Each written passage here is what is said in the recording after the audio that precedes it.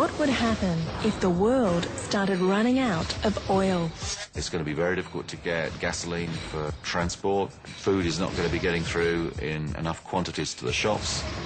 Conventional wisdom says we've got 30 years. So why does a growing group of petroleum experts believe it's coming within 3? I think it's happening now, frankly. It gives me nightmares when I think about what we're headed for. Are they just scaremongers, or have the rest of us been asleep at the wheel? Are we about to hit the real oil crisis? Really, when the crisis dawns, I think people are going to be looking back in anger. How have we allowed ourselves to get into this mess? In just a century, we've allowed our lives to become entirely dependent on cheap oil. And it's not just that 90% of our transportation is fueled by oil. This shopping centre is literally full of petroleum products. Look, the fabric in these clothes, petroleum-based. These plastics, petroleum-based. It takes, on average, 6 barrels of oil just to bring 1 cow to market.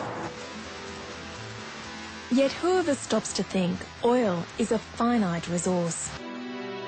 The lifeblood of our modern world is steadily pouring away. We just take it so much for granted. The cars drive around, the pumps are always full. I talk to people in financial institutions who are investing on the assumption that oil supplies are going to grow and grow into the 2030s. I hardly ever meet anyone who knows about this problem outside a relatively elite group of whistleblowers inside and around the oil industry. Dr. Jeremy Leggett is part of an international splinter group of petroleum geologists convinced a tipping point on oil is imminent. This former oil industry insider, now alternative energy advocate, has written a new book outlining the case. It makes startling reading.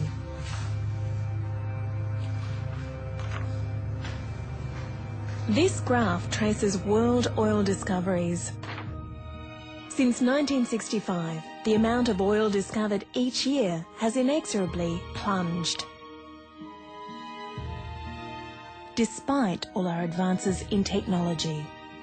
The last time we discovered a whole new province was the North Sea in the early 1970s. And really, you know, these days, the average size of an oil field that gets discovered is about 50 million barrels. It's nothing. It's a drop in the ocean. We're using 84 million barrels a day.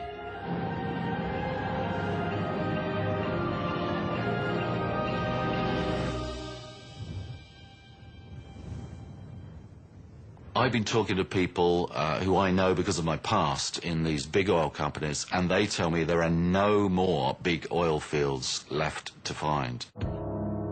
So if we've found nearly all the world's oil, how long before it runs out? Surprisingly, that's not so important. The real question is, when will we reach halfway?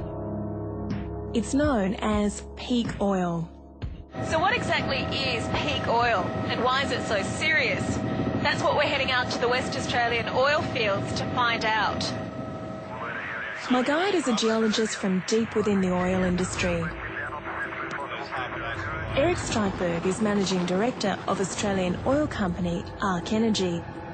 He's just decided to go public with his fears.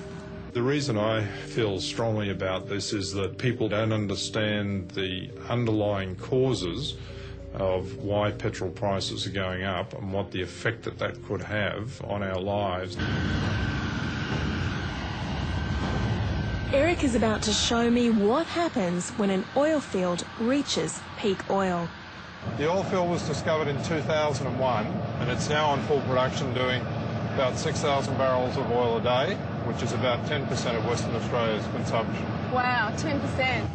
When oil is first pumped, it's under pressure and comes out easily. Production rises. But over time, oil pressure drops. Water is pumped in to maintain pressure. At the halfway point, it reaches peak oil. And then... We're holding on peak production at the moment. but we'll be going into the inexorable decline of all oil fields very shortly. Really? And there's nothing you can do? No, you can slow the decline, but you can't stop it.